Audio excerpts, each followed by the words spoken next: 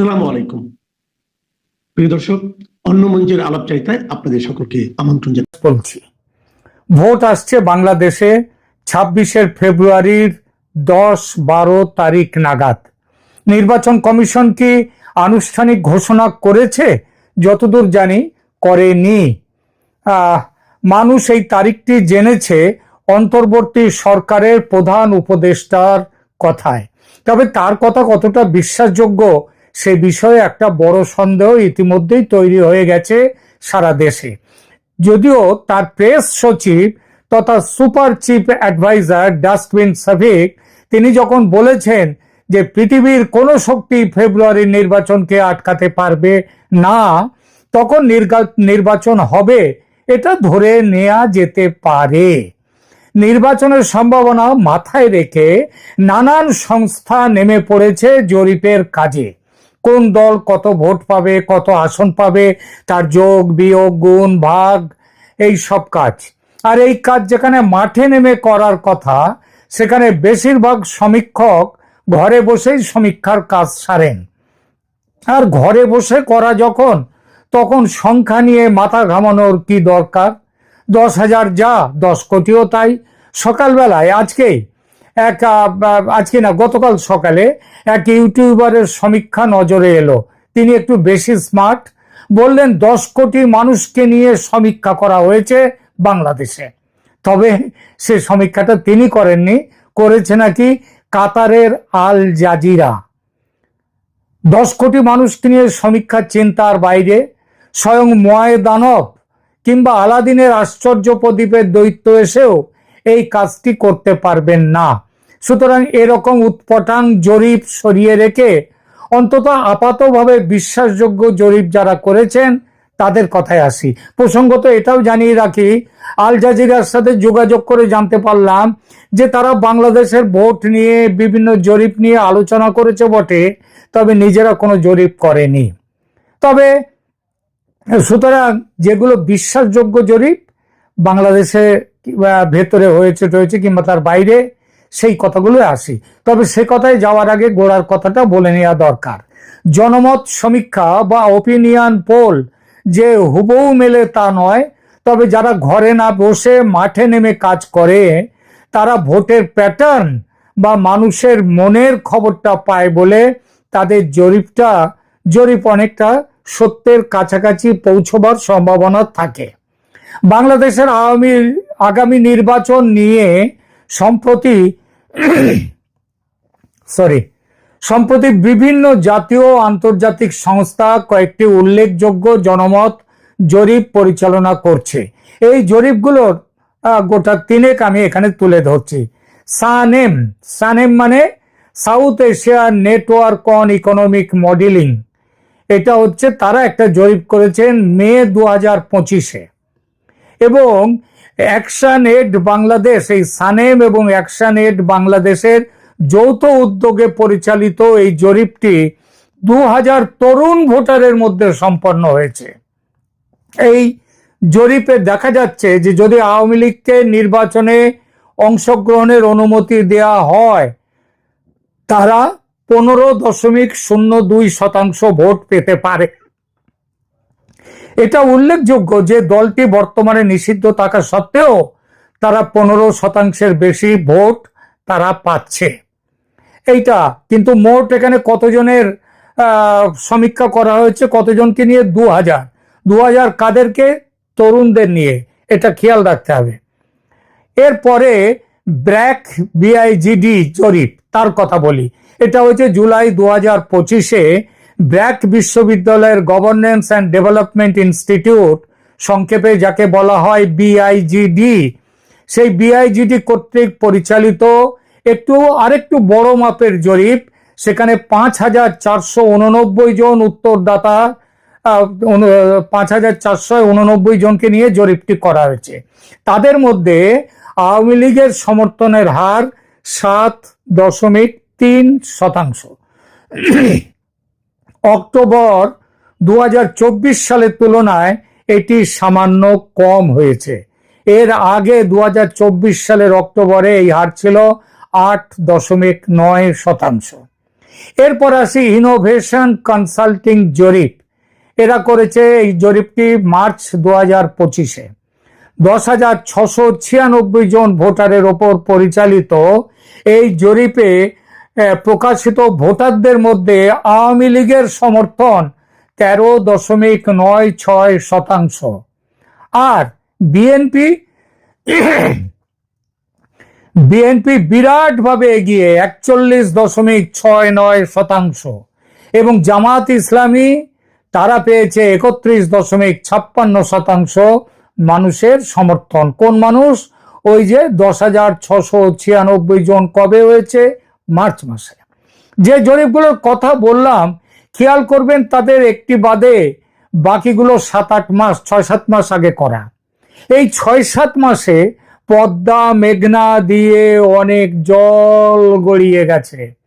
ইউনূস সরকারকে পছন্দ করা নিয়ে যদি 6-7 মাস আগে জরিপ হতো, তাহলে ধরা যায় যে অন্তত 50% কাছাকাছি মানুষ ইউনূস সরকারের পক্ষে রায় দিত, কারণ তখনও তাদের চেহারাটা পুরোপুরি খোলেনি। আর ঠিক আজকে, মানে ধরা যাক এই সেপ্টেম্বরে এসে যদি মানুষের পছন্দ জানতে চাওয়া হয়, তাহলে 20-25% মানুষও ইউনূস সরকারের পক্ষে থাকবেন কিনা সন্দেহ। আর ইউনূসের পক্ষে না থাকা মানে যেসব দল এই সরকারের সঙ্গে আছে, মানুষ তাদের সঙ্গেও থাকবে না, তাদেরকেও সমর্থন দেবে না, তাই তো নাকি? তো কারা আছে এই সরকারের পক্ষে? প্রথমত এনসিপি এবং তাদের সঙ্গে ওইসব কি নাগরিক অধিকার মঞ্চ টঞ্চ কি আছে তারা। দ্বিতীয়ত জামায়াতে ইসলামী, তৃতীয়ত অন্যান্য ইসলামী দলগুলোর জোট, এবং চতুর্থত বিএনপি, বাংলাদেশ ন্যাশনালিস্ট পার্টি, যারা এতদিন নিজেদেরকে বলতো যে আওয়ামী লীগের বাইরে ওরাই হচ্ছে ওদের জনভিত্তি সব থেকে বেশি। বিএনপি কয়েক মাস ধরে ধরি মাছ নাছুই পানি করে কাটিয়েছে। এক মুখে মুক্তিযুদ্ধের পক্ষে বলছে, আবার অন্য মুখে মুক্তিযুদ্ধের বিরুদ্ধে বলছে, মুক্তিযুদ্ধের বিরুদ্ধে কাজ করছে। ধানমন্ডির 32 নম্বর ভাঙায় অন্যতম বড় ভূমিকা বিএনপির। এছাড়া চাঁদাবাজিতে এত দুর্নাম জুটিয়েছে যে বিএনপিকে এখন বাংলাদেশের সবচেয়ে ঘৃণিত রাজনৈতিক দল বলে মনে করছে দেশের মানুষ। যেসব জরিপ সংস্থা বিএনপিকে 45-46% ভোট পাবে বলছেন, তারা ঠিক আজকের দিনে এই সেপ্টেম্বর 2025-এ ভোট হলে দেখতে পেতেন বিএনপি সর্বোচ্চ 15% ভোট পেলে নিজেদের ধন্য মনে করবে। এই মতটি আমার নয়, এই মতটা যে শুধু আমার তা নয়, ভারতের গোয়েন্দা সূত্র থেকে পাওয়া মতের কথা বলছি, পরে আসছি সে কথায়। কিংস পার্টি, বিএনপির পরে ধরি কিংস পার্টি এনসিপি, তারা বিপ্লবের নামে মানুষকে ধোঁকা দিয়ে দেশের যে সর্বনাশ করেছে, যেভাবে নিজেদের ক্ষমতালোভী, দুর্বৃত্ত ও দুর্নীতিবাজ হিসেবে প্রমাণিত করেছে, তাতে এই দলটি 5% ভোট পেলে নিজেদের ধন্য মনে করবে। আসি ইসলামী দলগুলোর জোট ও জামাত প্রসঙ্গে। নিজেদের মধ্যে আসন ভাগ বাটোয়ারা নিয়ে ঝগড়াঝাটির সম্ভাবনা থাকলেও শেষ পর্যন্ত তাদের মধ্যে জোট হবে, মানে জোট করতে হবে বলে, জোট করতেই হবে বাঁচতে গেলে, এটা বলছেন তথ্য অভিজ্ঞ মহল। এর বড় কারণ ইসলামী জোট ভোট, ইসলামীর পক্ষে যে ভোট, পাকিস্তান বিরোধী ভোট এবং মুক্তিযুদ্ধের বিপক্ষের যে ভোট, সেই ভোট ভাগাভাগি হয়ে গেলে তাদের অবস্থা, মানে জামাতের অবস্থা যে শোচনীয় হবে এবং ওই ইসলামী জোট যারা আছে তাদের অবস্থা যে শোচনীয় হবে, এটা তারা ভোট যত এগিয়ে আসবে তত বুঝবেন। তাহলে যে বিপুল সংখ্যক ভোট হিসেবের মধ্যে এলো না, হিসেবের বাইরে পড়ে থাকলো, তাদের কি হবে? এই প্রসঙ্গে আমি মনে করি জুলাই 2025-এ ব্র্যাক বিশ্ববিদ্যালয়ের গভর্নেন্স অ্যান্ড ডেভেলপমেন্ট ইনস্টিটিউট বা BIGD, তারা যে জরিপটি করেছে সেটা সবচেয়ে নির্ভরযোগ্য। এই সর্বাধুনিক জরিপটি পাবলিক পালস মোটামুটি ঠিক মতো ধরেছে, যদিও খসড়া তালিকায় প্রকাশিত 12,61,00,000 ভোটারের মধ্যে মাত্র 5,489 জনকে নিয়ে যে জরিপ, সেটার বিশ্বাসযোগ্যতা নিয়ে প্রথমে একটা প্রশ্ন আসে। তবে একথাটাও বলা যায় যে ভাত ঠিক মতো হয়েছে কিনা জানতে গেলে যেমন হাড়ির একটা চাল টিপলেই বোঝা যায়, তেমনি বাংলাদেশ আজ এমন এক দুর্যোগের মধ্যে পড়েছে যে সেই দুর্যোগ কিভাবে দূর হবে তার উত্তরের অপশন বেশি নেই। উত্তর একটাই, সেই উত্তরটা কি? উত্তর হলো দেশকে বাঁচাতে পারে আর কেউ নয়, শেখ হাসিনার নেতৃত্বে আওয়ামী লীগ। ব্র্যাক বিশ্ববিদ্যালয়ের জরিপে আওয়ামী লীগের সমর্থনের হার 7.3%। অক্টোবর 2024 সালের তুলনায় এটি সামান্য কম, তখন ছিল 8.7%, এমনই হবে। কিন্তু ব্র্যাকের জরিপের একটা বড় বৈশিষ্ট্য হলো যে 48.5% মানুষ যাদেরকে নিয়ে সমীক্ষা করেছে, তাদের 48.5%, প্রায় অর্ধেক মানুষ, তারা কোনো মত দেয়নি। কেন দেয়নি? সবচেয়ে বড় কারণ, নিজেদের পছন্দ প্রকাশ করে কোনো ঝামেলা বা বিপদে পড়তে চায়নি তারা, তাই নিজেদের কথা, মনের কথা বলেনি। কারণ এইবার প্রশ্ন করুন যে তারা ঝামেলার যে ভয় করছে, সেই ঝামেলাটা কে করবে? কে আবার করবে? করবে সরকার বাংলাদেশের, এবং সরকারের সঙ্গে যে রাজনৈতিক দলগুলো আছে তারা করবে। প্রিয় দর্শক, এই 48.5% ভোটারকে কি আপনি সরকারের বা সরকারের সঙ্গে যে দলগুলো আছে, বিএনপি, জামাত, এনসিপি, এদের সমর্থক মনে করেন? যদি কেউ তেমন মনে করেন তাহলে বলবো যে তিনি প্রচন্ড ভুল করছেন। এরা সরকার বিরোধী এবং সরকারের সঙ্গী যে দলগুলো আছে তাদেরও বিরোধী। এদের পুরোটাই, হ্যাঁ বলছি পুরোটাই, মানে 100% না হলেও তার কাছাকাছি আওয়ামী লীগ, তার সঙ্গী জাতীয় পার্টি এবং 14 দলের সঙ্গে জোট হলে তাদেরকেই ভোট দেবে। তাহলে ব্র্যাক বিশ্ববিদ্যালয়ের জরিপ মোতাবেক 50 থেকে 55% ভোট পাবে আওয়ামী লীগ জোট। ওই যে 7.8 পেয়েছে, 8%-এর মতো, তার সাথে 48-এর মধ্যে থেকে অন্তত 46-47%-এর কাছাকাছি মানুষ তাদেরকে ভোট দেবে, আওয়ামী লীগকে। তাহলেই এসে যায় 50 থেকে 55% ভোট আওয়ামী লীগের পক্ষে। আর তার একটাই পরিণাম, কি পরিণাম? আওয়ামী লীগের পক্ষে ল্যান্ডস্লাইড ভিক্টরি। 300 আসনের মধ্যে 250 আসন পাবে আওয়ামী লীগ। অবিশ্বাস্য মনে হচ্ছে? বিশ্বাস করতে কষ্ট হচ্ছে? তাহলে একটি তথ্য দিই, যেটা শুরুতে একবার বলেছি। ভারতের বিভিন্ন গোয়েন্দা সূত্র বাংলাদেশে অতি সংগোপনে ভোটের সার্ভে করেছে, যে কথা একটু আগে উল্লেখ করেছি। সেই সার্ভেতেও প্রায় একই কথা। আমার কাছে সেই সার্ভের লিখিত কপি নেই বটে, আমাকে দেননি লিখিত কপি, কারণ এটা সরকারি ডকুমেন্ট। তবে পড়ার সৌভাগ্য হয়েছিল আমার সেই রিপোর্টটি। সেখানে কোন দল কত ভোট ও কত আসন পেতে পারে তার একটা সম্ভাব্য হিসাবও আছে। আওয়ামী লীগ তো বলেছি ওই 200 থেকে 250-250-র মতো আসন পাবে আওয়ামী লীগ, আর এই 300 আসনের মধ্যে 250 আসন পাবে বলেছে আওয়ামী লীগ। আর আওয়ামী লীগ নিয়ে তো বললাম, বাকি দলগুলো নিয়ে আলোচনায় যাচ্ছি না, তাদের কথা বলার নয়। শুধু একটা কথা বলার আছে যে জামাতে ইসলামী বিএনপির চেয়ে অনেক বেশি ভোট পাবে। এবারের নির্বাচনে সবচেয়ে খারাপ ফল হবে বিএনপির। এর মধ্যে একটা যদি আছে অবশ্য। যদিটা হলো আওয়ামী লীগ নির্বাচনে প্রতিদ্বন্দ্বিতার সুযোগ পেলে তবেই এই ফলাফল হতে পারে। আর যদি সুযোগ না পায়, কলকাতায় অবস্থিত কেন্দ্রীয় গোয়েন্দা সংস্থার ভারপ্রাপ্ত আধিকারিক একদম স্পষ্ট করে বললেন, no Awami League no vote. অর্থাৎ ভোট হচ্ছে বাংলাদেশে এবং আওয়ামী লীগ থাকছেই সেই ভোটে। ভারতীয় গোয়েন্দা সূত্র কিসের ভিত্তিতে এমন ফোরকাস্ট করছে আওয়ামী লীগের পক্ষে বা পূর্বাভাস দিচ্ছে, আমার পরের প্রশ্ন ছিল সেটা। এর উত্তরে তিনি একটা লম্বা ফিরিস্তি দিলেন আমাকে। আমি একটু সংক্ষিপ্ত করে বলছি আপনাদের যে আওয়ামী লীগের এই জনপ্রিয়তার কি কারণ।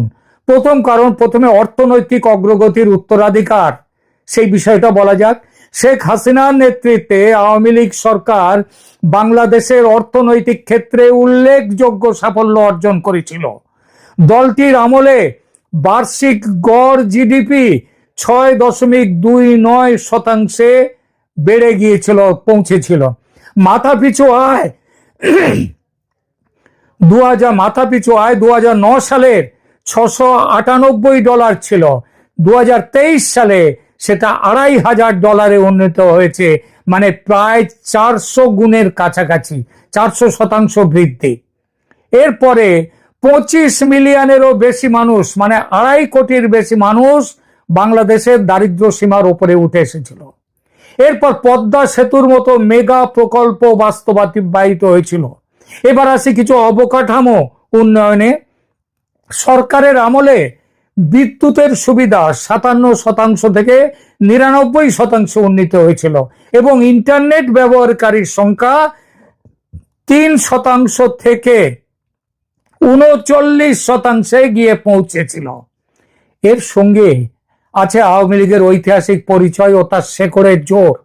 আওয়ামী লীগ বাংলাদেশের প্রাচীনতম রাজনৈতিক দল হিসেবে মুক্তিযুদ্ধ ও স্বাধীনতা সংগ্রামের সাথে গভীরভাবে জড়িত। দলটির রয়েছে 1906 সাল থেকে শুরু হওয়া রাজনৈতিক, কবে থেকে? 1906 সাল থেকে তার রাজনৈতিক উত্তরাধিকার। বঙ্গবন্ধু শেখ মুজিবুর রহমানের নেতৃত্বে মুক্তিযুদ্ধে প্রত্যক্ষ ভূমিকা এই দলটির। আর ধর্মনিরপেক্ষ প্রগতিশীল রাজনৈতিক মূল্যবোধের প্রতিনিধিত্ব বাংলাদেশে করে এই দলটি। এবং সবশেষে দলের যে প্রাতিষ্ঠানিক শক্তি তার কথা বলবো।